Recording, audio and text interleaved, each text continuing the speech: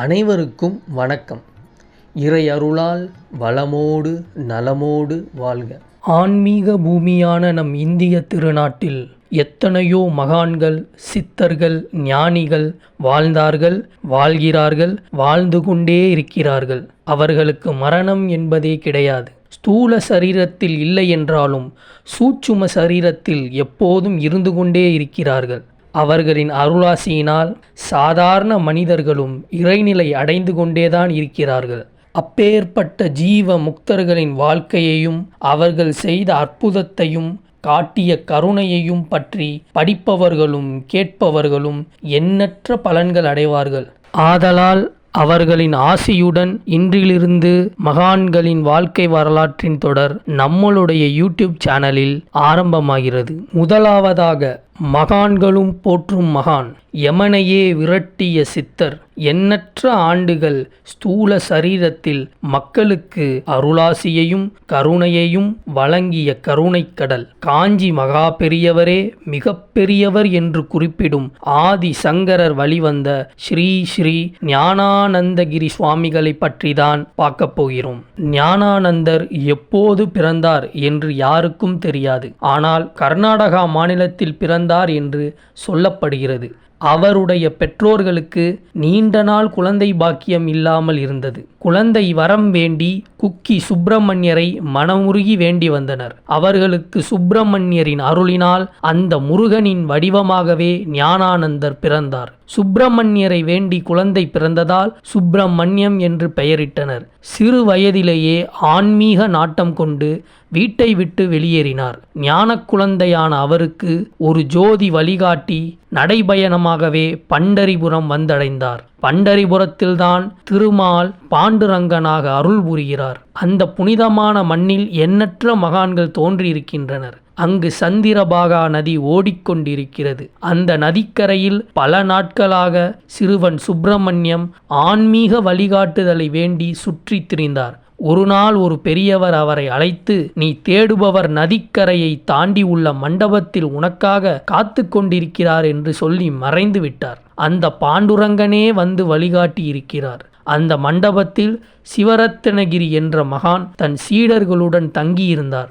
அவர் ஆதிசங்கரின் சீடரான தோட்டகாச்சாரியாரின் பரம்பரையில் வந்தவர். சுப்பிரமணியத்தை பார்த்தவுடன் தன் சீடராக சேர்த்து கொண்டார். பாண்டுரங்கனின் கோபுரத்திற்கு ஞானானந்தம் என்று பெயர். அந்த பெயரையே சுப்பிரமணியத்திற்கு சிவரத்னகிரி சூட்டினார். அன்று முதல் சுப்பிரமணியம் ஞானானந்தர் என்று அழைக்கப்பட்டார். சிவரத்னகிரி சுவாமிகள் ஜோதிர் மடத்தின் பீடாதிபதி. அவருடைய முக்திக்கு பிறகு அந்த பீடத்தின் தலைமை பொறுப்பை ஞானானந்தர் ஏற்றார். ஞானானந்தருக்கு அந்த பதவி ஏதோ கூட்டிற்குள் அடைந்தது போல் தோன்றியது. காட்டாற்று வெள்ளத்தை ஒரு குடுவைக்குள் அடைத்து வைக்க முடியுமா? ஞானானந்தர் தன்னுடைய சீடர் ஒருவரை அந்த பதவியில் அமர வைத்துவிட்டு தேசாந்திரம் போய்விடுகிறார். அந்த மகான் போகாத இடமே இல்லை. இந்தியா முழுவதும் நடைபயணமாகவே சுற்றி இருக்கின்றார். அது மட்டுமல்ல, அவர் பல 100 ஆண்டுகள் வாழ்ந்திருக்கிறார்.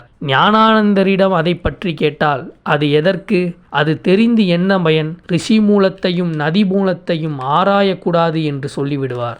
எல்லா இடத்திற்கும் தேசாந்திரமாக சுற்றி திரிந்து மக்கள் அனைவருக்கும் அருளாசி வழங்கிய ஞானானந்தர் கடைசியாக தமிழ்நாட்டின் விழுப்புரம் மாவட்டத்தில் திருக்கோவிலூரில் ஞான தபோவனம் அமைத்தார். 1974 அதே இடத்தில் ஜீவமுக்தி அடைந்தார். அந்த மகான் இயற்றிய அற்புதங்களும் அதிசயங்களும் எண்ணற்ற. அதில் அவருடைய அடியவர்கள் சொல்லிய 1-2 சம்பவத்தை இந்த காணொளியில் பார்ப்போம். மகான்களே போற்றும் மகான்னு சொல்லியிருந்தேன். அதற்கு எடுத்துக்காட்டா ஒரு சம்பவம். காஞ்சி மகா பெரியவர் ஞானானந்த சுவாமியின் மேல மிகுந்த அபிப்பிராயம் கொண்டவர். ஒரு நாள் தபோவனத்தில் வெளியூர்ல இருந்து சில பேர் சுவாமியை பார்க்க வந்திருக்காங்க. அவங்க கிட்ட பேசிக்கிட்டு இருந்த சுவாமி திடீர்னு எழுந்து ஒரு அறைக்குள்ள போய் பூட்டிக்கிட்டார். வந்திருந்தவங்களுக்கு ஒண்ணுமே புரியல. கொஞ்ச நேரம் கழிச்சு சுவாமி குங்குமம் சந்தனமெல்லாம் பூசி பெரிய மாலையோடு வந்திருந்தார். வந்து இருந்தவங்க என்ன நடந்துச்சுன்னு கேட்டபோது சுவாமி சொன்னார், ஒன்றும் இளையாத்தங்குடியில் காஞ்சி மகா பெரியவர் ஒரு பூஜை பண்ணிக்கிட்டு இருக்காரு. அவர் மனசில் நான் அந்த பூஜையில் வந்து கலந்துக்கணும்னு நினச்சாரு. அதான் நான் அங்கே போயிட்டு வந்தேன். அவர் தான் எனக்கு இந்த சந்தனம் குங்கும மாலையெல்லாம் அணிவிச்சாருன்னு சொன்னார். வந்தவங்க அதை நம்பவே இல்லை. இவரே அறைக்குள்ளே போய் பூட்டிக்கிட்டு தனக்குத்தானே மாலையை போட்டுக்கிட்டு நம்ம கிட்ட வந்து கதை விடுறாருன்னு நினச்சாங்க. வந்திருந்தவங்களுக்கு சுவாமி மேலே அவ்வளவா நம்பிக்கை இல்லை. அதனால் நாங்கள் இப்போவே கிளம்புறோம்னு சுவாமி கிட்ட சொன்னாங்க. சுவாமி இன்னைக்கு ராத்திரி தங்கிட்டு போகலாமே அப்படின்னு சொன்னார். பொதுவாக தபோவனத்தில் சுவாமி உத்தரவு கொடுத்தாதான் அங்கிருந்து கிளம்ப முடியும். இல்லைன்னா ஏதாவது சிக்கல் வரும். அதனால அவங்க எல்லாரும் அங்கேயே தங்கிட்டாங்க. ஞானானந்தர் அவருடைய சீடர் ஒருவரை கூப்பிட்டு அரங்கநல்லூர் ரயில்வே ஸ்டேஷனுக்கு போ, அங்க ஒரு தம்பதி வந்திருப்பாங்க, போய் கூட்டிக்கிட்டு வா அப்படின்னு சொன்னார். அவரும் மாட்டு வண்டியில போக சரியான மழை. ஸ்டேஷனுக்கு போய் பார்த்தா ஞானானந்தர் சொன்ன மாதிரியே ஒரு தம்பதி நின்றுக்கிட்டு இருந்தாங்க. அவங்கள ஞானானந்தருடைய சீடர் தபோவனத்திற்கு கூட்டிட்டு வந்தார். சுவாமி அவர்களுக்காக காத்துக்கிட்டு இருந்தார். வந்தவங்க ஆசீர்வாதம் வாங்க, எல்லாம் காலையில பேசிக்கலாம், போய் தூங்குங்கன்னு சொல்லிட்டாரு. காலையில அந்த வெளியூர்காரங்க கிளம்புறதுக்காக தயாரா இருந்தாங்க. அப்போது இரவு வந்த தம்பதி சாமி கிட்ட பேச ஆரம்பிச்சாங்க. சுவாமி அவங்க கிட்ட எங்கிருந்து வரீங்கன்னு கேட்டார். அவங்க, சுவாமி நாங்க இளையாத்தங்குடியில காஞ்சி மகா பெரியவரோட பூஜையில கலந்துக்கிட்டு வரோம். நாங்க சென்னைக்கு இருந்தபோது மகா பெரியவர் எங்கிட்ட போற வழியில அரங்கநல்லூர் ஸ்டேஷன்ல இறங்கி திருக்கோவிலூர்ல இருக்க ஞானானந்த சுவாமிகளை தரிசிச்சுட்டு போங்கன்னு சொன்னார். அதான் நாங்க வந்தோம் அப்படின்னு சொன்னாங்க. சுவாமி உடனே அவங்க கிட்ட நேத்து பூஜையில ஏதாவது சிறப்பா நடந்துச்சா அப்படின்னு கேட்டார். அதுக்கு அவங்க, ஆமா சுவாமி, பெரியவா பூஜை செய்யும்போது எங்கிருந்தோ திடீர்னு ஒரு ஆடு வந்துச்சு. எல்லாரும் அதை விரட்ட போனாங்க. ஆனால் மகா பெரியவர் அதற்கு வழி விடுங்கன்னு சொன்னார். அந்த ஆடு நேராக பூஜை நடக்கிற இடத்துல போச்சு. மகா பெரியவர் அந்த ஆட்டுக்கு பூஜை செஞ்சு மாலையெல்லாம் போட்டார்.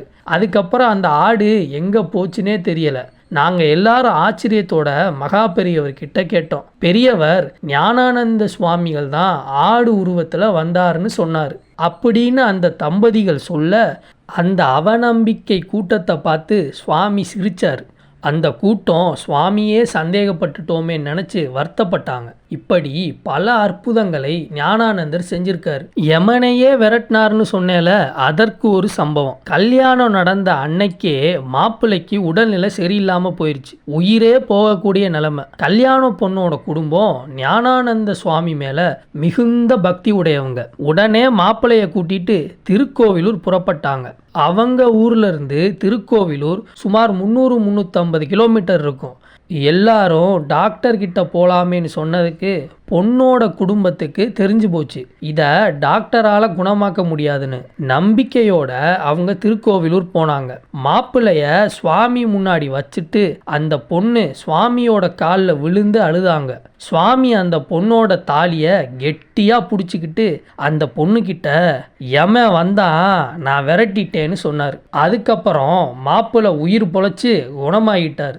மகான்கள் மேல முழுமையா நம்பிக்கை வச்சா எந்த எல்லைக்கும் போய் அவங்கள நம்பினவங்களுக்கு அருள் செய்வாங்கன்னு இந்த சம்பவம் ஒரு எடுத்துக்காட்டு. இதுபோல அவரை நம்பியவர்களுக்கு ஞானானந்த சுவாமி எண்ணற்ற அற்புதத்தை நிகழ்த்தியிருக்கார். நம்ம இந்த காணொளியில் பார்த்தது துளி அளவான சம்பவங்கள் மட்டும்தான். ஞானானந்த பெருமான் கடலளவு அற்புதத்தை செஞ்சிருக்காரு. இவரை இத்தொடரில் முதலாவதா பேச காரணம், என்னோட வாழ்க்கையிலையும் ஞானானந்த சுவாமி பல முறை இப்படி அருள் செஞ்சிருக்காரு. ஞானானந்த பெருமான் ஒரு விஷயத்த அழுத்தி சொல்லுவார். என்னன்னா, யானையின் பலம் தும்பிக்கை, பக்தருடைய பலம் நம்பிக்கை. அதனால நீங்க எந்த மகானை கும்பிட்டாலும் சரி, நம்பிக்கையோட கும்பிடுங்க, அவங்க நிச்சயமா உங்களை கைவிடவே மாட்டாங்க. இந்த மாதிரி பல மகான்களுடைய வாழ்க்கை தொடர் நம்மளுடைய சேனல்ல இனிமே வரப்போகுது. அதுக்கு உங்களுடைய ஆதரவை தருவீங்கன்னு நம்பிக்கையோட இந்த காணொளியை முடிக்கிறேன். இறை அருளால் வளமோடு நலமோடு வாழ்க. நன்றி.